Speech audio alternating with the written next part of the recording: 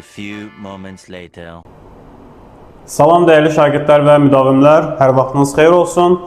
Bugün biz sizinlə Cəfər Cabbarlının Oktay Eloğlu əsərini keçəcək. Həmin o məşhur Oktay və Firəngiz məsələsi. Ona görə diqqətlə qulaq asın. Çox sevdiyim və eyni zamanda oxucuların da çox sevdiyi əsərlərdən biridir. Deməli, başlayaq əsərimizə. Əsərimiz 6 pərdəlidir. Yəni, dramatik növdə yazılmış bir əsərdir. Həm də faciədir. Çünki əsərin sonu faciəvi sonluğundan yekunlaşır. Və əsərin müəyyən hissəsi kitabda olan hissədir. Müəyyən hissədə Dimin bizə təqdim elədiyi kitabda olmayan hissədir. İzahda hamısı öz əksini tapacaq, amma siz diqqətlə dinləməlisiniz.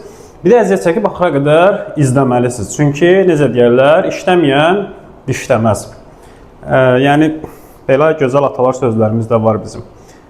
Söhbəti fırlatmadan başlayaq əsərimizin izahına. Deməli, bu əsərimizdə bizim başlıca obrazımız, yəni baş qəhrəmanımız, bizim xarakterimiz Oktaydır.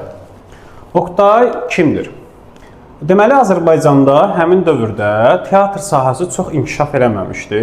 Düzdür, Avropada inkişaf eləsə də, Rusiyanın özündə belə inkişaf eləsə də, Azərbaycan geridə qalmışdı və hələ yeni uyum sağlamağa çalışırdı, uyğunlaşmağa çalışırdı.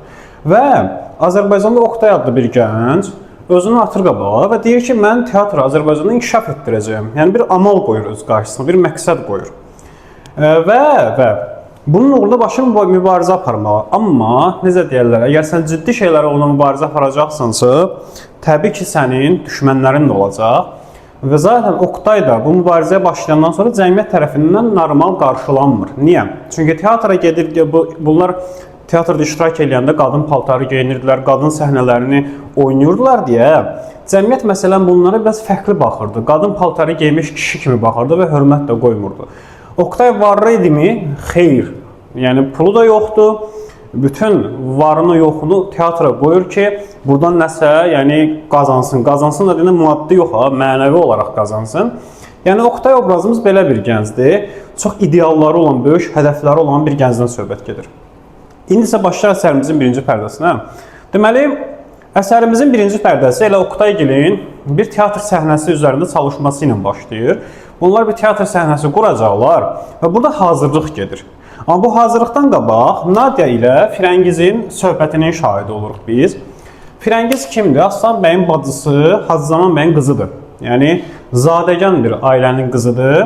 Maddiyyatları da, imkanları da yaxşıdır.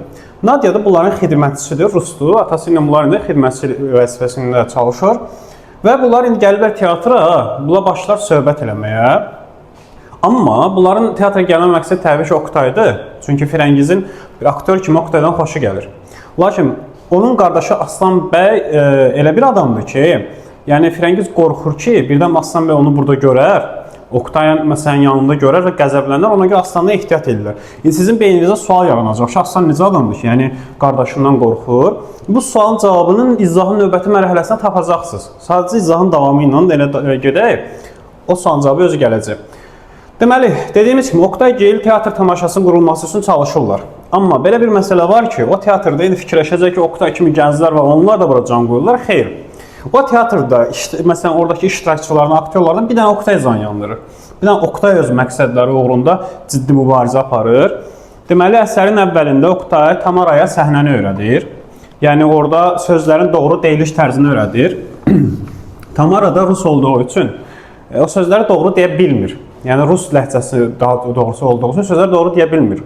Azərbaycanca elə sözlər var ki, məsələn, belə sözünə bala deyir və bu da Oqtayı qəzəbləndirir təbii ki. Və Oqtay da orada fikirləşir ki, Azərbaycana gərək Azərbaycanın öz qızı lazımdır teatr səhnəsində oynamaq üçün. Çünki o, necə deyək, milli səhnəmizi öz ruhu ilə oynaya bilər. Amma xarici aktyorlar, xüsusən xaricdən gətirilən, yəni qadın aktyorlar onu lazımınca oynaya bilmirlər. Təbii ki, bu da Tamara ilə müzakirələri dərinləşdirir və əsərin burasında yoxdur dərsizə keçədə, amma orijinal hissəsində öz əksini tapıb. Deməli, bunların bu söhbətdən sonra gəlin bu hissədə bəzi obrazlarımız haqqında məlumat verir. Çünki əsərdə oxuyanda tam anlamırsınız orada. Obrazların adları çoxdur. Məsələn, Dursun obrazı var. Bu səhnənin hazırlıqları gedir. Məsələn, Dursun haqqında nələri bilməli? Dursun burada rolu nədən ibarətdir? Daha sonra Oqtay onun müxtəlif vəzifələrə göndərir. Bir də xəbərləri gətirir Dursun. Məsələn, onun gətirdiyi xəbərlər nədir? Bu teatr səhnəsini yaradacaqlar. Salon artıq demək olar ki, dolub və Cəmiyyət Xeyriyyə tərəfindən maliyyələşir. O salonun dolması xəbərini gətirir məsələn. Amma məsələ də burasındadır ki, indi izləyicilər gəliblər, səhnəni izləyəcəklər, amma heç bir səhnə hazır deyil. Çünki dediyimiz kimi bu aktyorların çoxu öz işlərinə məsuliyyətsiz yanaşırlar. Məsuliyyətsiz yanaşmanın səbəbi də bilirsiniz nədir? Qazancın olmaması. Qazanc yoxdur. Özünüz təsəvvür edin də, siz də o vaxt olsaydı, çox güman ki, bunlar kimi olacaqdı. Can yandırmazdınız o işə. Hə, ona görə də heç nə hazır deyil. Bunda dursun gəlir ki, heç nə hazır deyil. Və eyni zamanda bizim iki obrazımız var, Xaspoladla Şəkinski. Və Xaspoladla Şəkinski haqqında nələri bilmək? Bunlar hələ gəlməyiblər. Elə öz işləri ilə məşğuldurlar. Bunların olmaması xəbərini də Dursun verir. Və Dursun deyir ki, Oqtay, əgər belədirsə vəziyyət, gəl oyunu saxlayaq. Yəni, oyunun saxlanma təklifində eləyir. Digər obrazımız Mazandranskidir. Pis obraz deyil, yəni müəyyən çalışmaları var, amma yəni, bu da elə ciddi can yandırmır. Bunun gətirdiyi xəbərlər hansılardır? Bir, antiperiorun mənzil pulu istədiyi xəbəridir. Çünki artıq həmin yerin pulunu vermək lazım idi və ona görə o yerin pulu da verilmədiyi üçün bir sıra alətlərin istifadəsi də mümkün deyildi, təəssüf ki. Bu mənzil pulu istəyini bu Mazandranski gətirir. Bir də bu hissə birinci pərdədə Firəngizgil Oqtaya məktub göndərirlər. O məktub Mazandranskinin əlinə kəsəndə həmin məktubu icazəsiz şəkildə oxuyur. Biz sizə görməmişlik edirik də burada. Çünki onlar görməmişdilər ki, yəni rus qiyafəli qadınlar gəlsinlər teatr səhnəsinə və hətta Oqtaya onlar məktub göndərsinlər. Məsələn, bunların arzusu var idi ki, məsələn, rus aktyorları kimi məsələn, səhnədən çıxanda cəmaət bunları qarşılasın, qızlar bunların üzərinə gül səpsinlər filan. İndi məsələn, Firəngizgilin bu şeylərini görəndə istər-istəməz öz istəyini saxlaya bilmir və icazəsiz şəkildə bu məktubu oxumağa başlayır. Maraqlı nüanslardan biridir. Yəni, bunu Mazandranski eləyir. Şaqqulu obrazı var. Bu da Mazandranski kimi obrazlarımızdan biridir. Bu da Dursun kimi oyunu saxlamağa təklif edir. Deyir ki, yəni heç nə hazır deyil. Yəni burada alətlər belə yerində deyil. Heç alətləri hazırlamaq üçün başqa alətlər lazımdır. Onlar belə yoxdur. Oyunu saxlamağa təklif edir.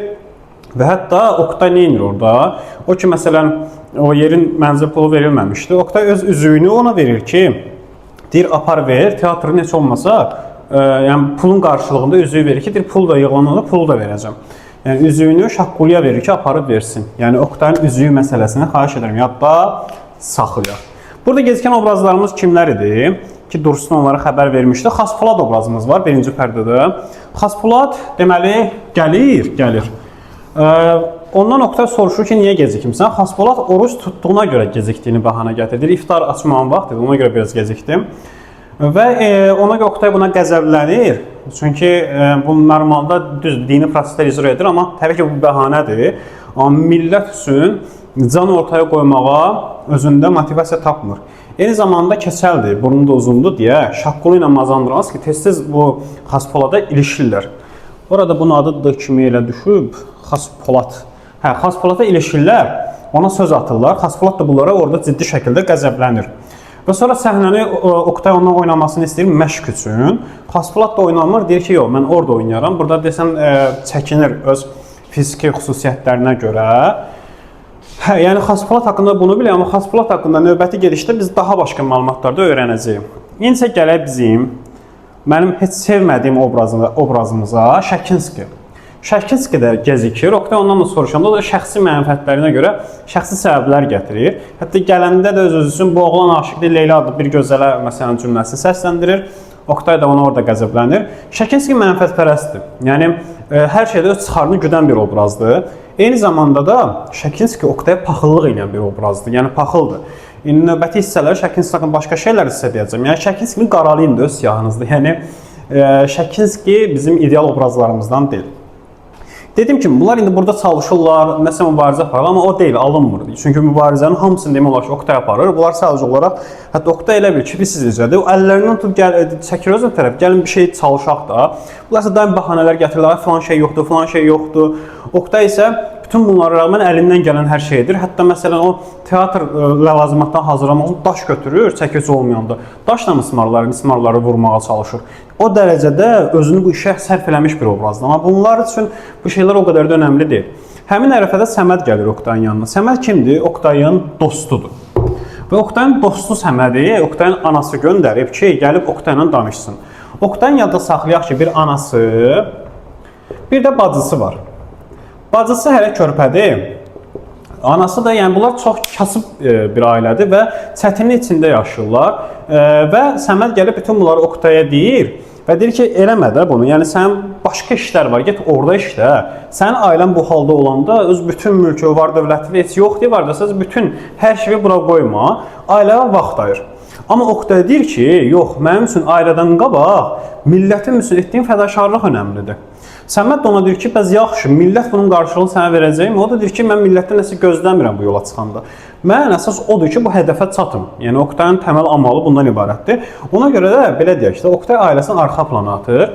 Və deyir ki, ailən nə olacaq? Deyir ki, bunda yəni anama və bacıma xalq özü müğayət olacaq, özü baxacaq. Əsərin sonuna görə həqiqətən xalq ona baxır ya yox. İndi onu da öyrənəcəyik. Deməli, Səmədin dilindən başqa şeyləri öyrənir. Bunlar testdə düşən məqamlardır. 1.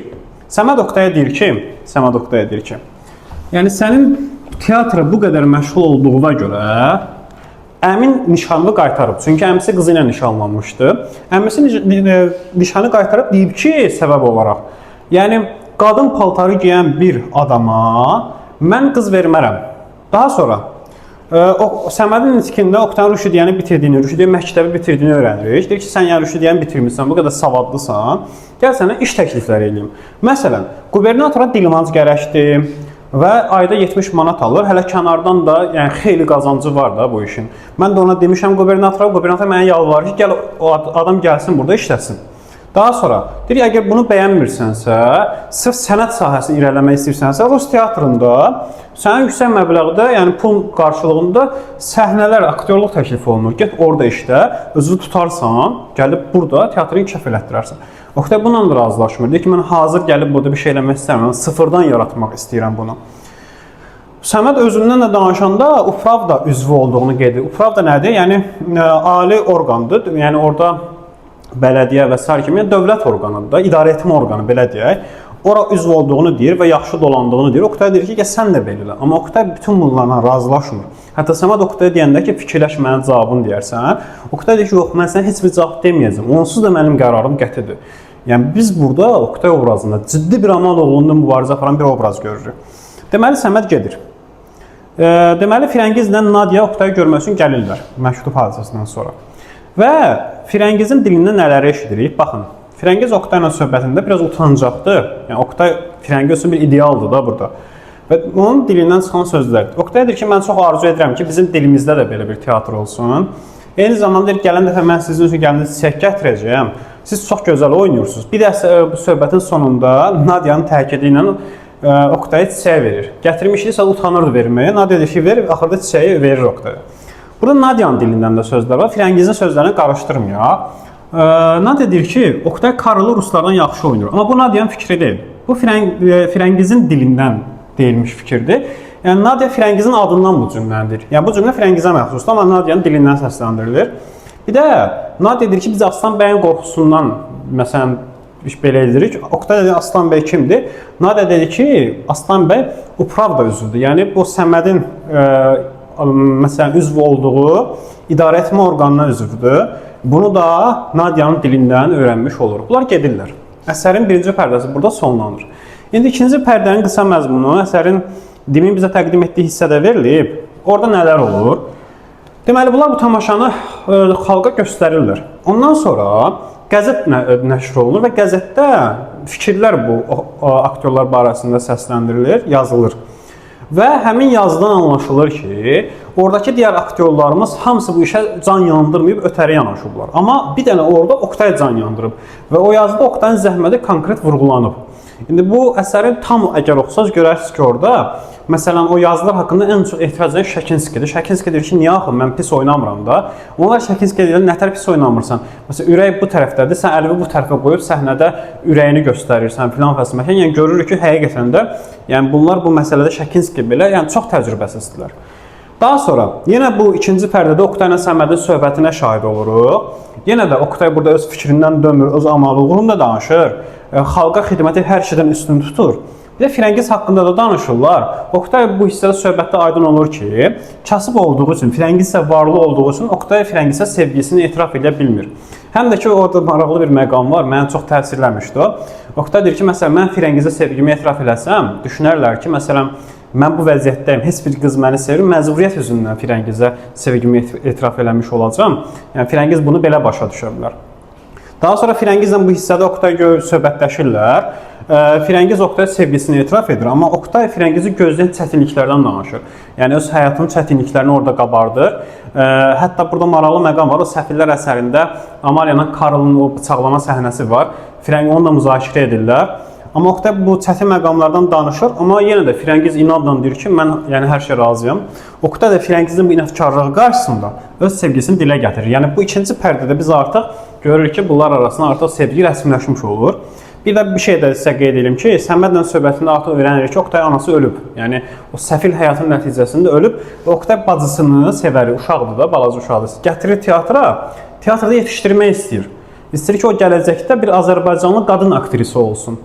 Yəni, bu hissədə də bunları öyrənirik, bunu yadda saxlayaq, sizin üçün ən önəmli məlumatlardır. Gəlirik biz indi üçüncü pərdəyə. Mən deyərdim ki, ən lazımlı pərdələrdən biridir. Bu pərdə əsasən Aslan bəyin evində baş verir.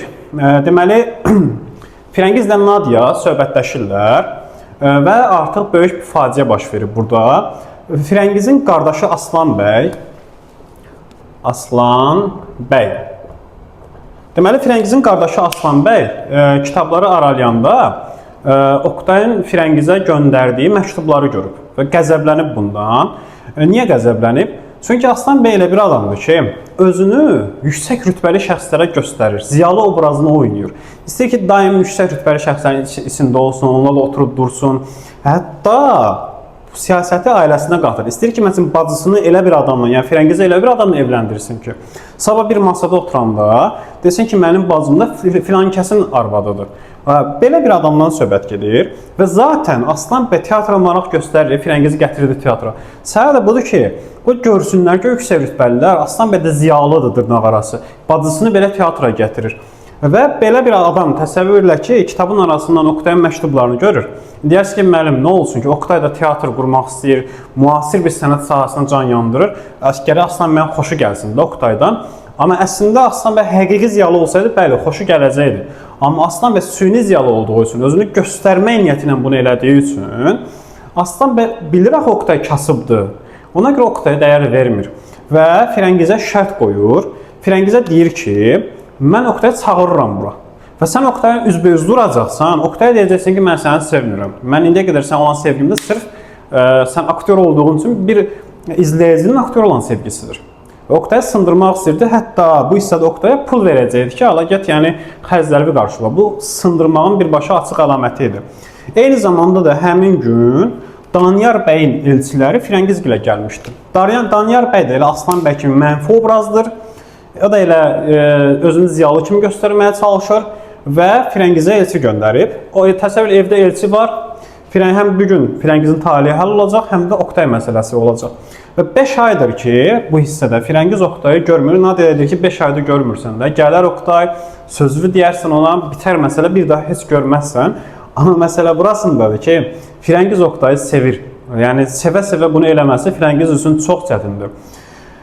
Amma məcburdur bunu eləsin. Deyəcəksiniz ki, müəllim, niyə məcburdur eləsin? Çünki Aslan bəy Firəngizə deyib ki, əgər sən Oktaya bunu eləməsən, mən Oktaya sürgün elətdirəcəm. Yəni, Firəngiz üçün başqa bir çarə yoxdur, məcburiyyət qarşısında bunu eləməlidir. Deməli, bu haqda bu məlumatları bildik. Sonra burada başqa nələrin şahidi olacaq.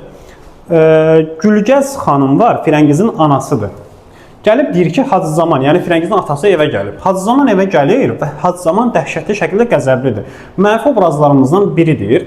Özünü dindar kimi göstərir və bildiyimiz kimi həmin dövrdə mentalitetin tam əksidir. Yəni tam mentalite əks etdirən bir obrazdır. Hacı Zaman evə gəlir, qəzəbli şəkildə gəlir və qəzəblənməsinə səbəb də Firəngizin teatra getməsi və geyiminə, yəni necə deyirlər, başarısız şəkildə geyinməsidir. Və buna çox qəzəblənir, gəlib evdə dava salır. Dava salır, Aslan bəy, Gülgəzlə təbii ki dava salır. Dava şiddətli ərəfədə Aslan bəy gəlir. Bunların müzakirəsi başlayır Aslan bəylə və Biz Hacı Zamanın söhbətində öyrənirik ki, Aslan bəyin oxumasını Aslan bəyin dayısı istəyib. Aslan bəy gedib oxuyub. Daha sonra Aslan bəy gəlib Firəngizin oxumasını istəyib. Təbii ki, Firəngizin oxumasını nə üçün istəyirdi? Ailəsini ziyalı göstərmək üçün. Hətta bu Nadia obrazı yoxdur. Nadia geli də Aslan ona görə evə xidmətçi gətirib ki, güya yəni ruslar bizim evdə xidmətçi kimi işləyirlər. Yəni o xidmətçi anlayışı bilirik də yüksək rütbəli ziyalı ailələrə məxsusdur. Özünü elə göstərməyə çalışır və Hacı Zaman buna da irad bildirir. Deyir ki, məsələn, 2 dənə xaç bağlamış şəxsi gətiriblər mənim evimə və s. Və biz Aslan bəylə Hacı Zamanın o qırışmasını, ata ilə oğlun qırışmasında maraqlı nüansları görürük.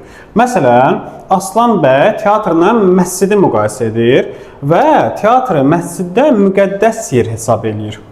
Bu da təbii ki, Hacı Zamana toxunur. Çünki teatr məsciddə müqəddəs hesab eləmək Hacı Zamana bir təhqirdir də. Hacı Zaman da sonunda deyir ki, yəni siz ki belə edirsiniz, mən də qızımı götürərəm, gedərəm Kərbalaya, cihad eləyərəm və s.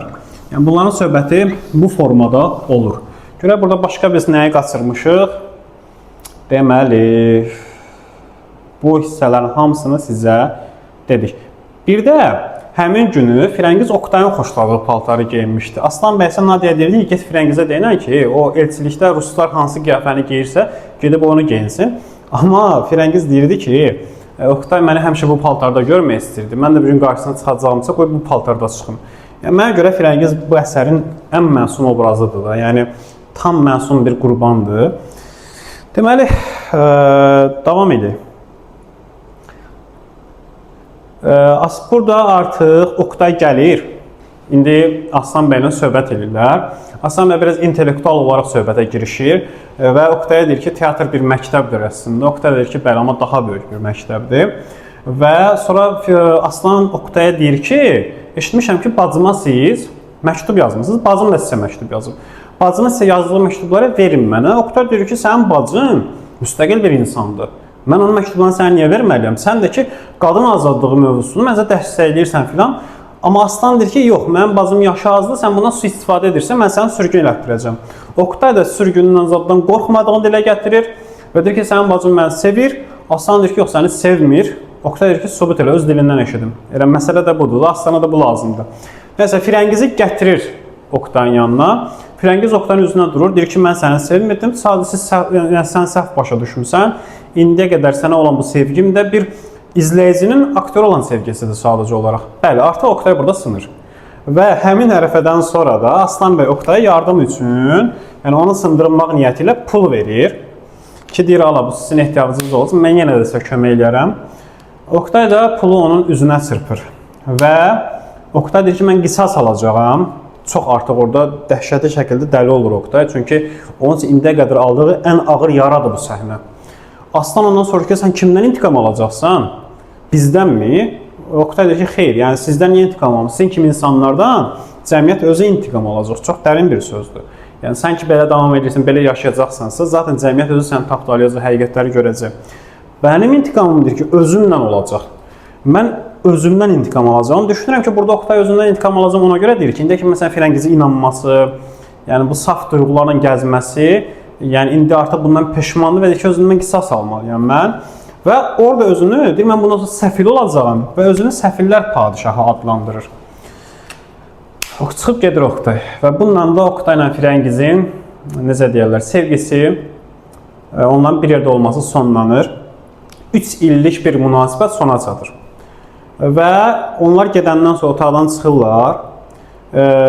Firəngiz atır özünün divançısını, başlayır böyük bir hıçqırıqla ağlamağa. Kənardan da bu şeir oxunur. Mən aşıq neylim sənə, düşürdür meylim sənə. Mən dönsəm üzüm dönsün, sən dönsən meylim sənə, balanın ağrını alım. Bu şeiri Firəngiz oxumur, yadda saxlayaq. Bu şeir sadəcə bu teatr səhnəsidir axı. Kənardan səsləndirilən şeirdir ki, izləyicilərdə kövrək bir təəssürat yaratsın. Və bununla da bizim 3-cü pərdəmiz sonlanır. Gəlirik 4-cü pərdəyə. Ümid edirəm ki, yorulmamısınız və hələ ki, o çətin mübarizə ilə hədəfləriniz uğruna mübarizə aparıb videonu izləyirsiniz. Afərin sizə. 4-cü pərdədə artıq aradan uzun zaman keçib. Oktay sürgündədir. Sürgün olmasının səbəblərini öyrənəcəyik. Belə deyək də sizə bir 10 il keçib hadisələrdən bu səhnəmizdə. Və bir meyxana var. Meyxana yəni bizim kafedə. Oktay kafenin içində oturub. Sevər artıq böyüyüb. 10 il keçibsə Sevərin təqribən 15 yaş civarı yaşı var. Və Oktay da Sevər də meyxananın çölündə küncdə oturub dilənçilik eləyir. Yanında da 2 dənə başqa dilənçilər var. Və Sevər öz-özünə danışır, onun monoloqundan, bizim monoloqundan nəyi öyrənirik? Deməli, Sevər deyir ki, Oktay sürgün etdilər, 10 ildir ki gedib. Yəni bunu öyrənirik. Oktay sonra gedərkən bacısını dayısına tapşırır, anası rəhmətə getmişdi. O da onları onu bir iki saxlayır, evizadı verir, onların vardı. Evizadı satır hamısını. Bir iki saxlayır, sonra ölür. Öləndən sonra da Sevər qalır ortalıqda. Firəngiz hərdən gəlib, ərindən gizli Sevərə kömək elərdi. Hətta Sevərə gəlib Oktay nə qədər çox sevdiyini deyərdi. Ona yardım edərdi, bizim gizli qəhrəmanımız. Daha sonra Sevər qulluqçuluq eləməyə başlayır. Çünki artıq Firəngiz də gələ bilir, çünki Danyar onu boşuyur. Qulluqçuluq eləyir və xəstələndiyi üçün onu qovurlar. Yenə də Sevər çöldə dilənçilik edir. Yəni Sevərin də taleyi belədir. O Oktay deyir deyə Səmədə mənim bacım və anamı xalq özü saxlayacaq. Xanım, xalq dostlarım belə kömək eləmədilər. İndi sənin bacın burada dilənçilik edir. Yəni xalq uğruna bəzən bir şey eləmək istərsən, amma xalq onun dəyərini bilməz və düşdüyün vəziyyət də bu olar. Deməli, ona görə də Sevərin vəziyyəti budur. Və biz orada Xaspoladdan Səmədi görürük. Xasbolad Oruz tutan keçəl burnu uzun obrazımız vardı bizim. Səməd də ki, Oktayın dostuydu. Xaspolad Səmədi gətirib bura. Deyir ki, mən 3 gündə Oktayı burada görürəm və sizə belə bir şey deyək. Bu hissədə, yəni 10 il sonra teatr səhnəsi haqqında sizə biraz məlumat verim. Oktayın o qurduğu mübarizə, apardığı mübarizə, çəkdiyi əziyyət bəhrəsini vermişdi. Azərbaycan teatr inkişaf eləmişdi. Teatr inkişaf eləmişdi və Oktayın adı ilə bağlı idi bu. Bütün xalq Oktayı tanıyırdı və Oktay artıq qəhrəman kimi tanınırdı insanların dilində. Oktaya heyran idi insanlar. Və Xaspolad gəlib Oktayı tapır, fikirləşir ki, mən Oktayı, canlı hamı tanıyır Oktayı, teatrda inkişaf edib artıq. Oktayı gətirsəm teatra, ona səhnə versəm, bütün insanları teatra gətirə bilərəm, yığa bilərəm və qəşəng pul qazanıram. Amma 3 gündə Oktayı görüb, özü gəlib Oktay edib, Oktay bunu qəbul eləməyib. Elə yaxşı da elib qəbul eləməyib. Və Xaspolad fikirləşir ki, mən Səmədi gətirsəm Oktayı razı salmaq üçün, Səməd dostudur axı, Oktayı gətirə bilərəm. Ona görə Səmədi gətirib bura və indi bunlar söhbət edirlər və Xaspolad Səmədə Oktay haqqında müəyyən məlumatlar verir və deyir ki, mən bu məlumatları Krımlı birinin dilindən öyrənmişəm. Yəni, öyrəndiyim mənbə budur, bunu yadda saxlayaq. Deməli, mənbələr hansılardır? Sevərin dilindən bəzi şeyləri öyrəndi, indi görə Xaspoladın dilindən nələri öyrənirik? Bunu yadda saxlayaq ki, hərəsinin hansı sözləridir, testə düşəndə yardımımıza dursun. Deməli, Oktay qubernatoru təhqir etdiyi üçün sürgün edilir. Yəni, aslan sürgün eləmirdi, onu bunu yadda saxlayaq. Sürgün olma səbəbi nədir? Qubernatoru təhqir eləmək. Daha sonra, Türkistanda sürgündə olanda, Türkistanda hökumət əleyhinə danışdığı üçün yenə Sibirə göndərilir, sürgün olunur. 4-5 il sonra çevirişdən sonra sıxır, hətta ona 4-5 il sonra çıxır, yenidən həbs edirlər onu. Daha sonra inqilab olur, inqilabdan sonra onu azad buraxırlar, hətta böyük vəzifə təklif edirlər. Amma o vəzifəni qəbul eləmir və getmir. İndi isə gəlib burada, yəni bu meyxanada fırlanır, çöldə qalır, evi zadı da yoxdur. Deməli, Oktay indi meyxanadadır. Bunlar fikirləşirlər ki, birazdan gedək, Oktay çölə çıxanda onu götürüb aparaq, 1-2 gün bağlı otaqda saxlayaq, sərxoşdur da, özünə gəlsin. Ondan sonra nə edərik? Bizcə dəqiqə. Bizlər ayaqüstü içməzlər, eyb yox. Ondan sonra nə edərik? Oktay özünə gələndən sonra biz onu teatra aparacaq, razı salarıq. İndi Oktay meyxanadadır. Bu meyxanaya qarasılar gəlir. Oktay başını belə qoyub, yəni gedib də özündən. Qarasılar gəlir və başlar oxumağa, qarasıların oxuduğu əruz vəzində olan şeirdir. Məhsun könül eyvah, eyvah, şad olacaqmış sanıyorsan. Va əsəfə bisarə könlüm, eyvah, eyvah, aldanıyorsan. Yəni deyir ki, ey hüzünlü könlüm, sən şad olacağı hesab edirsən, amma əslində aldanırsan. Bu qədər cövrü cəfaya bilərək qatlanıyorsun. Va əsəfə bisarə könlüm, eyvah, eyvah, aldanıyorsan. Yəni deyir ki, bu qədər əziyyətə bilərək qatlanırsan, amma yenə də sən könlüm aldanırsan. Nəşə yox, ümid yox, ləzzət həyatın harasında, hicri çox, hicran laf çox, ləzzət sevdanın harasında. Nəsə, qarasal bu şeiri oxuyurlar. Oktay başlayıb meyxanada, həmin o kafedə Muxan kimdir? Oranı idarə edən adam. Başlayır ondan orada döyüşməyə. Onun maraqlı orada fəlsəfi cümlələri var. Məsələn, divarın aboylarına baxır, deyir ki, bu aboylar nəyə gərəkdir ki, bunları sökün, divar olduğu kimi görsənsin. Yəni buradan bu fəlsəfi məna çıxır ki, yəni həyatda hər şey olduğu kimi görsənməlidir. Hər şeyin arxasında pərdələr ya da süni bəzəklər qurmaq olmaz. Yəni burada Oktayın deməyindən bu çıxır ki, insan gərək özünü olduğu kimi təqdim eləsin, aktyorluq eləməsin, nədirsə o olsun. Məsələn, Aslan bəy Gil kimi olmasın. Aslan bəy necə insan idi? Əslində özü hiyləgər idi, yəni o deyildi də. Amma özünü yüksək rütbəli, yüksək mənsəbli, ziyalı bir şəxs kimi göstərməyə çalışırdı. Və bu da Oktaya travma buraxmışdı deyə bu insan tipləri. Oktay belə həqiqətə iyrənirdi və bunu həqiqət adlandırmır. Onun üçün həqiqət bir şeyin olduğu kimi görsənməsi idi. Və bu əsərimizin bu hissəsində deməli onların söhbətində Xaspoladla Səməd gəlir. Oktay razı salmağa çalışır, amma Oktay razı olmur. Yəni heç bir vəslə teatra gəlmir.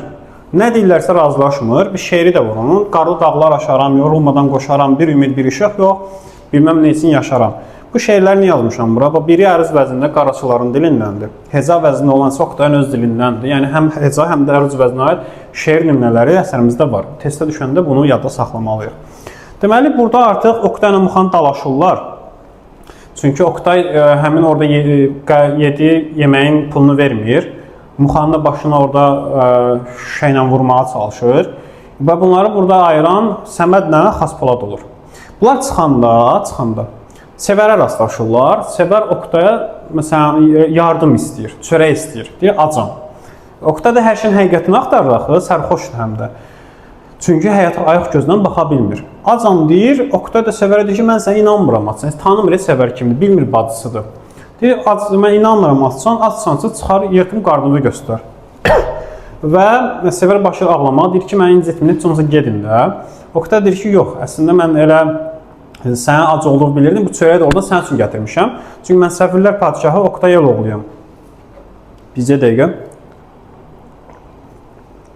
Hə, mən Səfirlər Padişahı Oktay Eloğluyam. Sevər eşidəndə ki, Oktay Eloğlu, deyir ki, sən Oktay Eloğlusan, ay mənim qardaşım, mən sevərəm.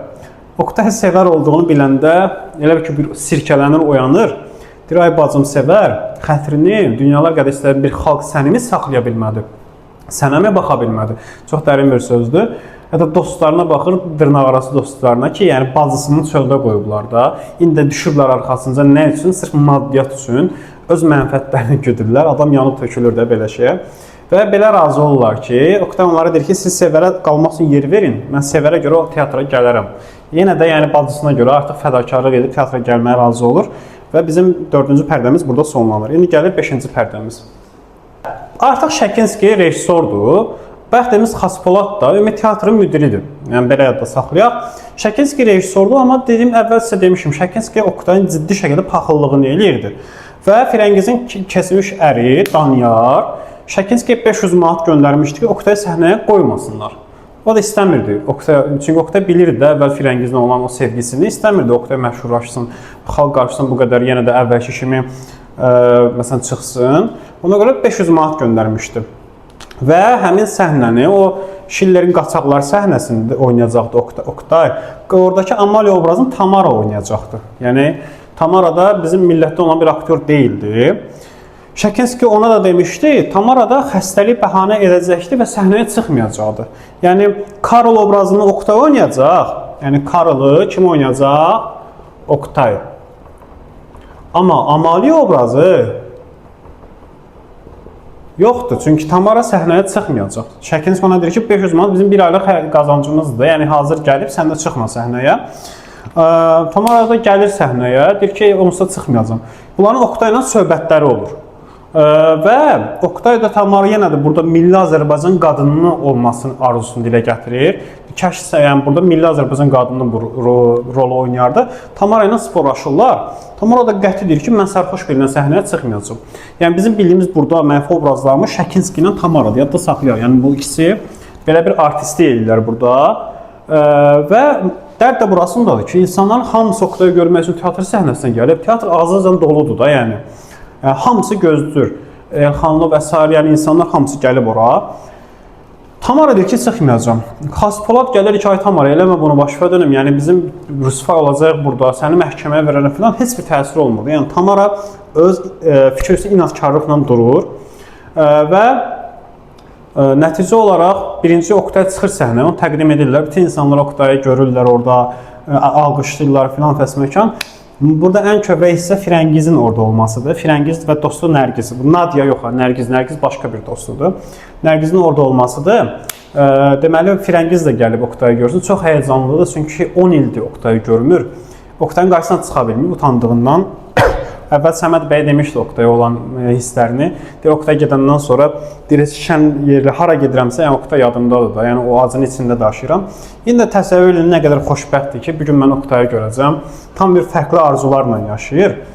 Deməli, amma problem budur ki, Oktayı rüsvay eləmək istəyirlər burada. Səhnəyə Amaliya çıxmasa, bu qədər insan gəlib bax ora. Oktayın səhnəsi alınmasa, düşünün ki, rüsvayçılıq olacaq. Hamı fikirləşəcək ki, belə-belə, yəni Oktayı gözdən salacaqlar.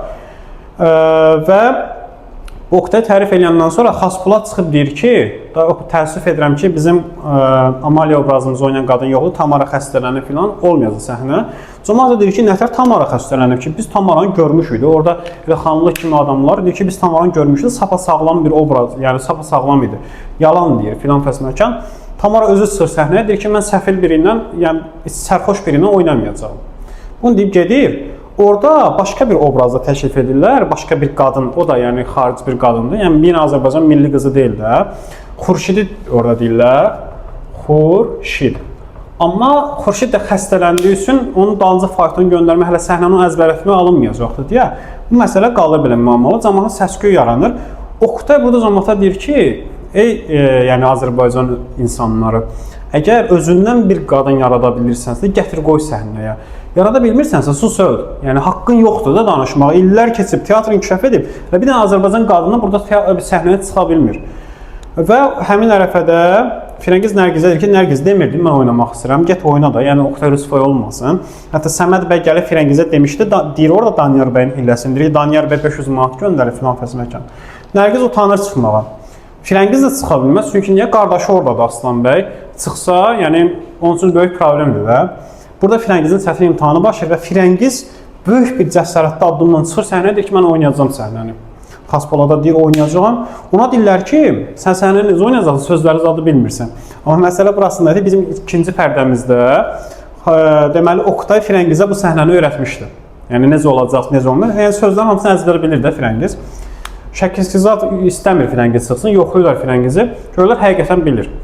Orada maralı bir məqam var. Şəkinski görəndə ki, Firəngiz oynayacaq, Şəkinski ki, Tamara qayıdır da oynayır. Amma Firəngiz deyir ki, yox, daha mən oynayacağım bu səhnəni. Azərbaycanın milli qızı. 3 dəfə tarixdə belə bir şey olur. Və çıxıb elan verirlər ki, bəli, artıq bir Azərbaycan qızı var, səhnəni o oynayacaq, filan fəsməkan. Ümumiyyətlə, səhnə başlayır oynanılmağa. Və 6-cı pərdədə səhnənin özünün şahidi oluruq biz. Sonuncu pərdəmizdə diqqətlə pərdə qulaq asmaq lazımdır. Əsərin ən son və ən kövrək hissəsidir, final hissədə. Burada olacaq. Deməli, indi Firəngiz çıxıb baxır səhnəmizə. Oktay da Firəngizdən xəbəri yoxdur. Elə bilir ki, başqa biri ilə oynayacaq. Oktay gəlir, Firəngizi görür. Səhnənin sözləri başqa cür olmalıdır. Amma Oktay Firəngizi görəndə özünü itirir. Təsəvvür adamın 10 illik travması oyanır.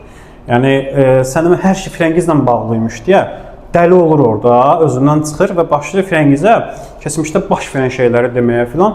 Firəngiz də deyir ki, Oktay, mənəm də, yəni bu səhnənin sözlərini deyilən, oradakılar da fikirləşir ki, bəlkə də Oktay tərcüməni bəyənməyib, sözləri özündən belə deyir. Nəsə uzun uzadı Oktay bütün oradakı məsələləri danışır. Sonra o bıçaq ki, yoxdur. Əslində bizdə Karol Amalyan bıçaqlamalıydı səhnədə. Süni şəkildə də o aktyorlar da birinə o bıçağı saxlamalıydılar. Bıçaq girmirdi də amma. Burada məsələ burasındadır ki, Oktay həqiqətən də Firəngizi süni şəkildə həqiqətən bıçaqlayır.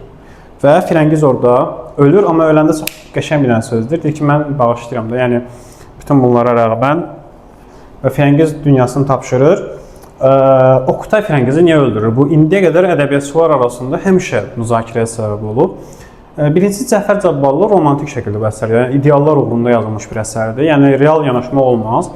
İkinci məsələ burasındadır ki, Oktayın öz sözlərinə görə o Firəngizi öldürəndən sonra deyir ki, mən sənin kimi bir idealı bu çirkin cəmiyyətdə yaşatmaq istəmirəm. Süni, hər şeyin maska olduğu, hər şeyin 200 insanların olduğu, belə bir həşəratların içərisində qəlbimdə böyütdüyüm, ideallaşdırdığım sənin kimi bir obrazı görmək istəmirəm. Sən yaşayacaqsan bundan sonra mənim ürəyimdə. Hətta deyir ki, mən sənin öz ürəyimdə yaşadacağam. Tanrı haqqında da müəyyən fikirlər burada səsləndirir.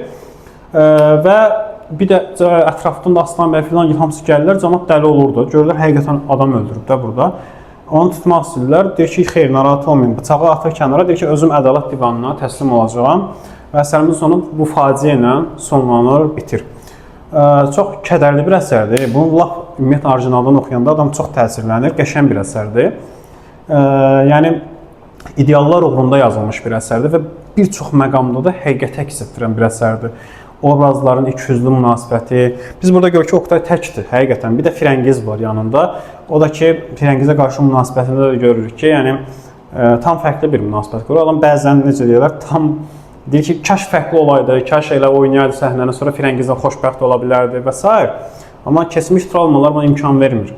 Oktaya görə, əgər o insanlarda ikiyüzlü xüsusiyyəti varsa, bu cəmiyyət düzələn deyil. Ki, zaten də düzəlməyib. Yəni, baxın, teatr inkişaf edib, hər şey qaydasında, amma yenə də insanlar öz mənfəətləri üçün istifadə edirlər. Məsələn, Oktaya səhnəyə niyə gətirirlər? Sırf pul qazanmaq olsun, Xaspolad olsun, Səməd də buna alət edirlər və s.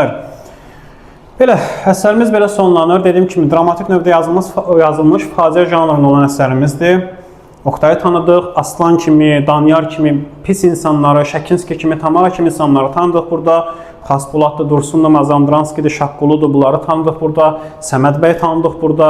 Digər obrazları tanıdıq və testdə də ümid edirəm, düşsə artıq qavradığınız üçün yaza bilərsiniz. Mən sizə daha sonra sizin anlayacağınız ildə anlatmağa çalışdım sizə.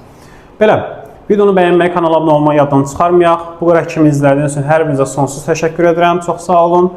Növbəti çəkilişlərdə görüşənədək özünüzə yaxşı baxın, hələlik. Yadımdasan dünən kimi, ağ qara ramkalardan, kənddəki bağ evindən, polaroid şəkillərdən.